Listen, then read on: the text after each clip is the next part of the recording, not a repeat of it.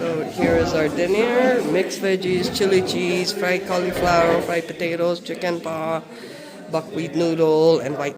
The Red Panda beer is a craft beer from the Himalayan spring water, but I will take you to another brewery later on, so stay tuned. Welcome back to a new day in Bhutan. We will be driving back to the nunnery, and then we will visit nunnery, and then after that we will be hiking to the Burning Lake. And after Burning Lake, we will continue hiking to the small village. I've been descending down a lot. Now let's do it more ascending today. We're driving deeper into the Tang Valley now, which sits at about 2,800 to 3,000 meters altitude, higher than the Chekhor Valley, which is about 300 households across 32 villages. The livelihood here is mainly agriculture and livestock: wheat, barley, buckwheat, potatoes, and apples. This valley has long been a craft for tertuns, treasure reveals, and yogis seeking spiritual solitude. Mebar, Tsho, the burning lake, is along this valley. The mystical pool where the Pema Lingpa retrieved hidden treasures while a butter lamp stayed alight underwater. The Ogyen Choling Palace Museum is here too, offering a window into Bhutanese aristocratic life, featuring original architecture and relics tied to the Pema Lingpa lineage. And here, Mebar, Tsho, the burning lake where Terton Pema Lingpa discovered sacred treasures hidden by Guru Rinpoche in 1475. Legend tells how skeptical villagers demanded proof, so Pema Lingpa declared that if he were a genuine Terton, he would return with treasure and his butter lamp still alight. He dove into the lake and emerged with sacred text and a statue. The butter lamp miraculously still burning. The site is maintained by nuns of a nearby Pema Tekchok Choling Nunnery, Bhutan's first Buddhist university for women, founded in 2000. To give away the ball, football for the kids. We will leave the footballs here at this school. Here, Tang Rimochen Lhakhang, a temple built at the foot of a massive cliff where Guru Rinpoche meditated with his consort.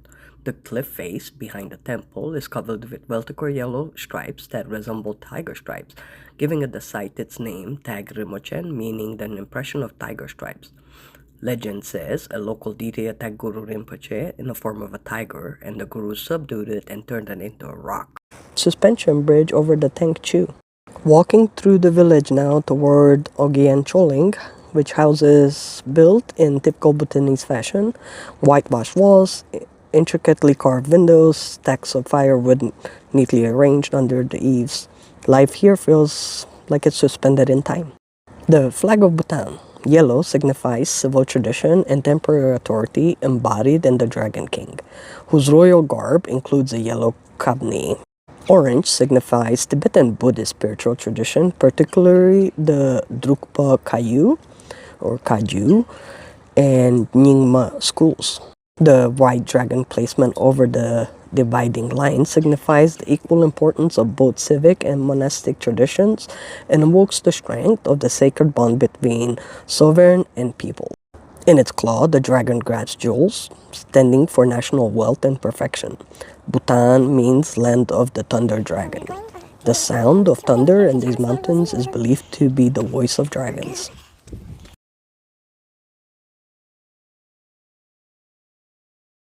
And these white snow lions you see above doors and on building corners, well, they are protective symbols of Tibetan Buddhism, representing fearless, unconditional cheerfulness and snow-covered mountains of the Himalayas. They guard against evil spirits and negative energies.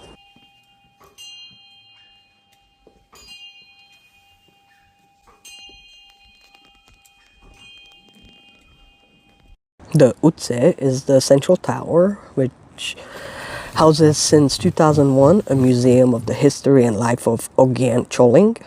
It's Bhutan's first private museum.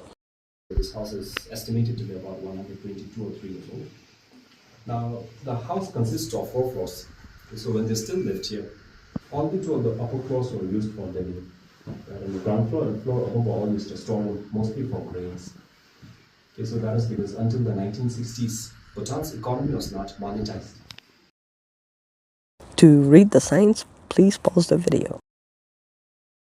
Ladder, red color. And same as yellow, leaves, indigo, and black. And black was used as sealing wax and phonographic disc. Then we have a kira here, which is silk on silk. Is a good sample of the Mense Matra Lung Serma with predominantly yellow and white patterning. So this is The Buddha Aikapurgo. The gold was probably a gift from the first king, Ogyen Choling.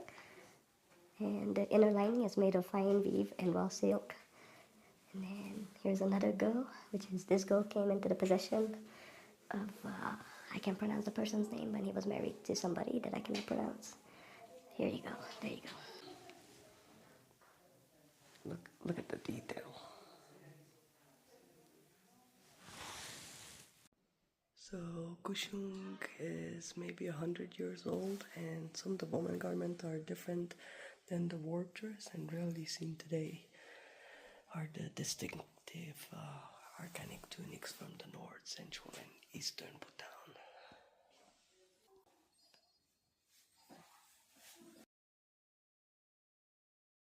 So feeding the Lu is the offering ritual, and it's conducted regularly on days considered auspicious for the Lu.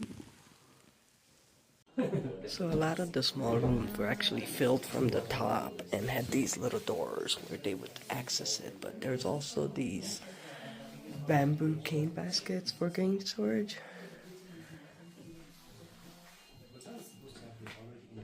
And this is what the 120-year-old staircase looks like. It's actually very smooth. I mean, I think it was used plenty, yeah? And then you have, I think, more grain things. And then there is the national bird out there. Let's see if we can catch it. Okay. The raven, Bhutan's national bird.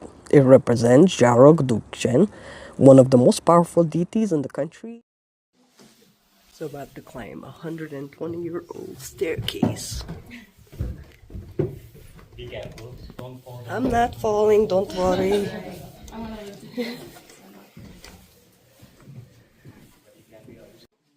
So Bhutan was a subsistence society. Most of the people's needs were met. The local resources and systems of bartering within the country. However, Bhutan was dependent on Tibet and India, so for some essential items like salt and borax.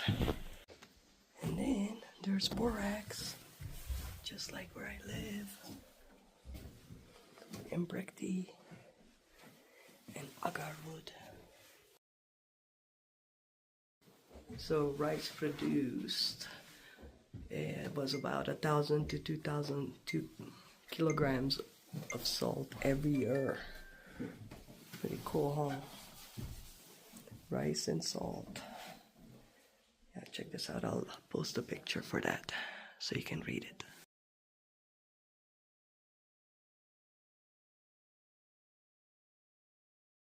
The Bhutanese have a tradition of processing skins of cattle and yak into leather. We're now entering the kitchen and the distillation room. Now that is for their drinks, right? For alcohol containers. And then here's a gore. That's what it's used for, container.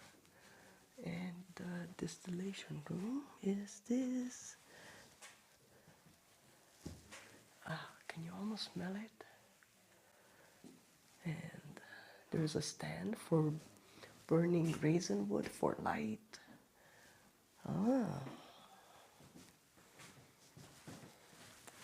Say hi.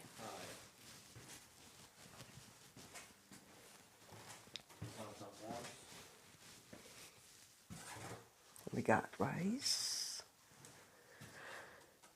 and bowls and a box. Look at that. Here we got some wood breaking tools. Check that out. The hammers for stoneworking and wood cutting and axes, wood cutting. And that's a Bhutanese carving.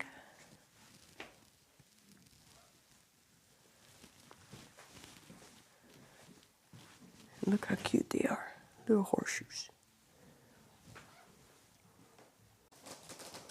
War and armor room. Cannons.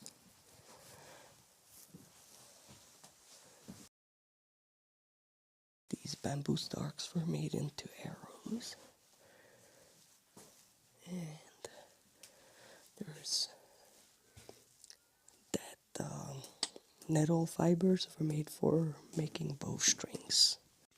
So there's the arrow, and this is like a hidden sword.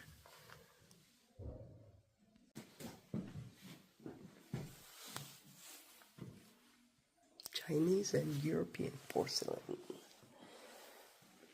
and brass ceremonial teapots. Look at that. See that? Ooh, check out these keys. Look at that. And the old currency. Ooh, these are so cool.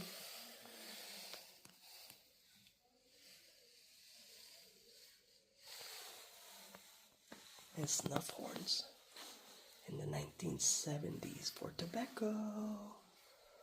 And then jack, it's a term for stone tools, which mean iron of the sky. I remember reading about this. So this is the Cordyceps sinesis, which summer grass and winter worm. Look at this.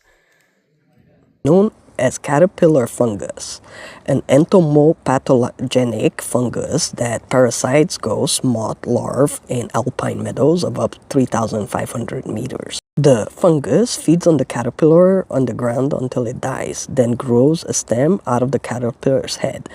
In Bhutan, cordyceps are mostly collected in Laya, Lananan, and Bumtang. The government implemented sustainable harvest guidelines in 2004, only 1 month of harvesting per year. By 2017, high-quality pieces sold for more than $140,000 per kilogram, more than 3 times the price of gold. And it is used in traditional medicine for centuries to boost immunity, stamina, and vitality. For Bhutanese collectors, cordyceps season can transform an entire year's income. Kulikard Yartsa Gumbu, which translates as winter worm, summer grass. The mask used in sacred charm dances during festivals. Each mask represents a deity, protector, or demon form. Buddhist mythology, carved from wood, painted with natural pigments, passed down through generations of dancers. These masks are for specific ritual dances. The term might be Raksha, referring to protective deities or demons that have been subdued and transformed into guardians of the Dharma. Fearsome faces meant to frighten away evil spirits while entertaining and teaching religious stories to the community. Represents the scene in Guru Panza Shabab heaven, Zangopeli, or copper-colored mountain.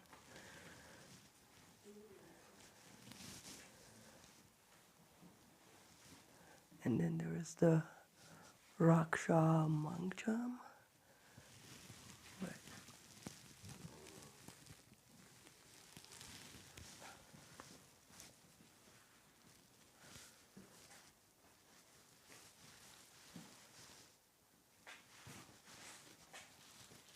And this is Dance of the Stag and the Hounds. And it's for a specific story on how Milarepa, the great yogi, pacified a sinful hunter of his 2 hounds.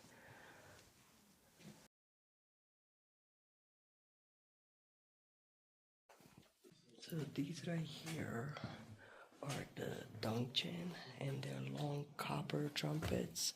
Buddhist ceremonial trumpets, Dongchen and Rangdong, used in monastery rituals with their deep resonant tones. Rolma is a large symbol used to mark rhythm in ritual music. The Dorjen, Dribu, Varya, and Bell represent the union of wisdom and compassion, method and emptiness, always used together in Vajrayana Buddhist practice. Functions is a piece of wood made from a special tree species which fulfill special criterion and selected carefully. And special prayers and mantras are inscribed on the wood, and it's used to incite statues, prayer wheels, and curtains. This piece of wood forms the backbone of the structures. The perfection of wisdom, also as a Parjana Paramita text, the heart of Mahayana Buddhist philosophy, teaching the emptiness of all phenomena. These traditional woodblock printings is how Buddhist texts were reproduced for centuries. Carved wooden blocks, inked and pressed onto handmade paper. Each page a meditation, each text a sacred object. Monasteries across Bhutan still use this method, preserving not just knowledge, but the rituals of its creation. So you have a guest house, shorten, shagor entrance, prayer flag, parking, courtyard, sung, lakong, utse. The compound layout, temples, living quarters, storage buildings, all connected. And through this window, we transition now from a museum to lived-in experience inside a local's family home for lunch. And here comes Ara, traditional Bhutanese rice wine, clear and potent. Serve it in a beautifully decorated container, often made of bamboo or wood with intricate carvings and metal fittings. Ara is distilled from fermented grains, rice, wheat, or barley, and is part of every celebration, every offering, every moment of hospitality. It's lunchtime. And of course, Ema Datshi, Bhutan's national dish. Chilies and cheese cooked until the cheese melts into the spicy creamy sauce. Bhutanese don't consider it a side dish or a condiment, it's the main event. Red chilies or green, dried or fresh, swimming in yak cheese or cow cheese. It's eaten with red rice, the staple grain grown in Bhutanese valleys. The heat is intense, but locals eat it daily. We're heading down now to the school. Education in Bhutan is free and compulsory. The government prioritizes education as essential to the gross national happiness. Even remote villages have schools, often boarding schools where children live during the week because distances are too great for daily travel. Introduction is in English starting from primary school, while Dzongkha is the national language is also taught. The curriculum balances academic subjects with Bhutanese culture, values, and environmental education. This is the Tang Valley School, one of the 3 schools serving the Gewang 300 households. The vision, an educated and enlightened society of GNH, built and sustained on the unique Bhutanese values of Damsig, Lei, Judre. Damstig means commitment, sacred bond, keeping one's word. Lei, Judre refers to the law of karma, cause and effect. Education here isn't just about jobs or economy. It's about creating enlightened citizens who understand their responsibilities to each other and to the nation. We're now visiting a nunnery. Pema Tekchok Choling Nunnery, founded in 2000, it's Bhutan's first Shedra, or Buddhist university for women, established by Gangteng Tulku Rinpoche, the 9th reincarnation of Pema Lingpa, who prophesied in the 15th centuries that one day there would be a great center of learning for women in the center of Tang Valley. From 2001, nuns settled here living in huts, and from 2005, buildings were constructed by nuns and workers using large rammed earth in traditional Bhutanese style. About 100 women and girls aged 12 to 60 pursue a 9-year master's degree in Buddhist philosophy along with other courses. The curriculum includes logic, philosophy, history, debate, Dzongkha, and English, plus embroidery, stitching, traditional arts, healthcare, and hygiene. Many of them arrive with little or no education from families or farmers or road laborers. When they graduate, they can become teachers, artists, artisans, healthcare assistants, contributing to society in ways that were impossible for women just generations ago. These nuns also maintain Mebar, Tsho, the burning lake, keeping sacred alive through the devotion. Welcome to Burning Lake. In 1476, the greater treasure hunter Pema Lingpa had discovered his first sacred treasure, emerging from the lake with a burning butter lamp still in his hand. This miraculous event deeply amazed local witnesses and strengthened their devotion and faith to Buddhism. So this is the section that's considered the lake. Mebar Tsho isn't technically a lake. It's a deep pool in the Tangchu River, a gorge where water pools and swirls. The river turns past, cold, powerful, and ancient. The bridge crosses where Pema Lingpa dove. Incense smoke rises from offerings left by pilgrims. Small rocks are stacked in a prayer, each one a wish, a gratitude, a plea. A display case houses Buddha statues, protected from weather but visible to all who pass. And since 2011, 5 people have drowned here, including a French tourist and his guide in 2015. The group went to another section of the trail. Although my knee feels okay, I think I'm being smart, and Tiger's Nest is just a few days away and I need to be ready for that. And here, huge shout out to our drivers. The van driver and the luggage car driver navigating these impossible mountain roads day after day. They didn't just drive. They kept us safe. They knew every switchback, every landslide zone, every village shortcut. These roads were built in the 1960s with Indian assistance, carved into mountainsides by hand and dynamite. Before these roads, Bhutan had no wheels, only feet, horses, yaks. These drivers are the modern descendants of those who connected this kingdom, one treacherous kilometer at a time. So, thank you. We out here, and check this out.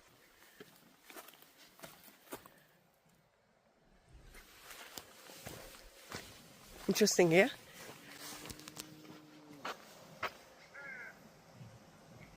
So some of you probably know what this is, but to me it's just a weed. However, if you smell it, it's MJ. Look at it. Look at it. Look at it. It just grows in the wild. Cannabis, it grows prolifically across Bhutan and has traditional uses like feeding pigs and producing textiles. But prior to 1970s, Bhutan didn't even consider cannabis a drug. The first arrest for cannabis abuse wasn't until 1989. In 1988, Bhutan became a party of the UN Convention Against Illicit Traffic in Narcotics. Now, possession of a small amount can result in fines and imprisonments ranging from 3 to 5 years and maybe even 9. Selling cannabis can bring 5 to 9 years in prison. 80% of those incarcerated in Bhutan today are there for cannabis possession or use. It grows wild everywhere, but touch it and you face serious consequences. Trail marker 109, where the group should be coming out at, and these mountains have witnessed centuries of human struggle and survival. Good puppy. Yatra, a thick, hand-woven woolen textile with intricate designs, a unique specialty of weavers in Chumni Bumtang for generations. 240 households from 13 different villages depend on Yatra sales for their livelihood. So make your purchases here. Remember that sewing machine thing? Well, traditionally, every household owns a backstrap loom, and girls are taught to weave from as young as 8 years old. Druk is a family-run business focusing on traditional dyeing and authentic hand-woven products. The thick fabric was created for Bumtang's cold, long winters, and locals make clothing from sheep and yak fleece to protect against this cold. Now it's used for coats, bedding, furniture covers, and bags, and it become one of Bhutan's most sought-after souvenirs. Let's talk about these no-smoking signs. Well, one, they come with fines such as 10,000 jolt rom for failing to display no-smoking signs, 500 for smoking on a no-smoking area, and 1,000 payable by the person in charge per person smoking.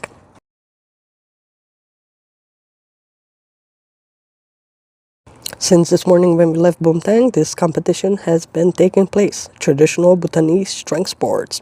Archery is the national sport, but strength competitions like this show raw hour and do it. Yeah? Yeah? Yes, I did.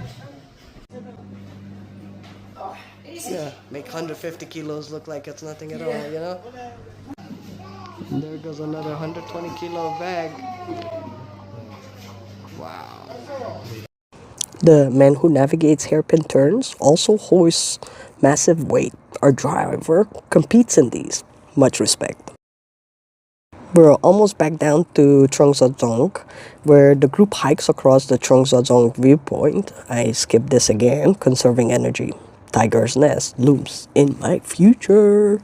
Now here's a fun fact. Plastics bags have been banned since 1999. There's no death penalty, no homeless population. The government provides free healthcare and education. And I don't remember if I mentioned, but Bhutan didn't have traffic lights until recently. And even now, Thimphu prefers traffic police, the only capital without street lights.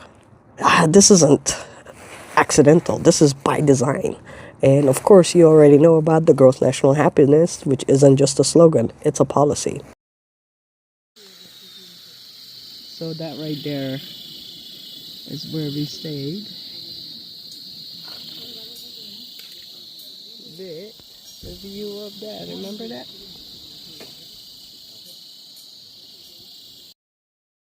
There they go. There they go. Yeah.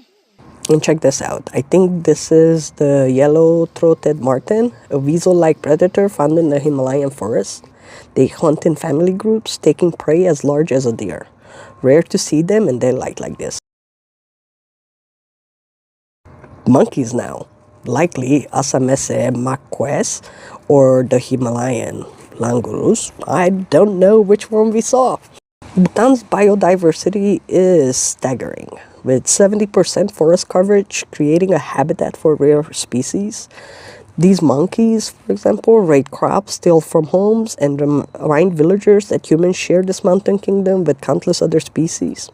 They are protected like everything else here. Even the pests have rights. We're heading back to Paro now. Several hours of driving. But let me tell you about something Bhutan is building. It's called the Gelephu Mindfulness City, a 100 billion development project announced by the king in December 2023. Spanning 2,500 kilometers near the southern border with India, 3 times the size of Singapore. It will include a new international airport, railway connections to India, a hydroelectric dam with an elevated temple, 11 Mandalay-inspired neighborhoods, creating an economic hub based on gross national happiness principles. Designed by the architect Bjarke Ingels, the city will feature inhabitable bridges housing universities, healthcare facilities, spiritual centers, markets. It will focus on 8 core industries: spirituality, health and wellness, education, green energy, finance, agri-tech, aviation, and tourism. So regarding SIM cards in Bhutan, although my signal is still like H, YouTube is working in the mountains. So I think it's worth the money. We made it to our accommodations. I've already got my bag.